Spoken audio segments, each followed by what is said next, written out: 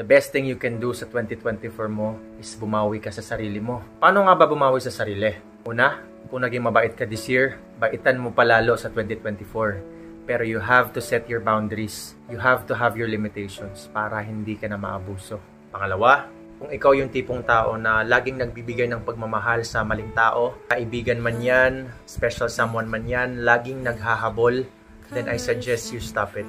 At simulan mong mahalin yung sarili mo. I-project mo yung pagmamahal na gusto mong matanggap sa kanila papunta sa sarili mo. Kung hindi nila maibalik yung pagmamahal mo, yung efforts mo, yung attention na binibigay mo sa kanila, then you have to let them go.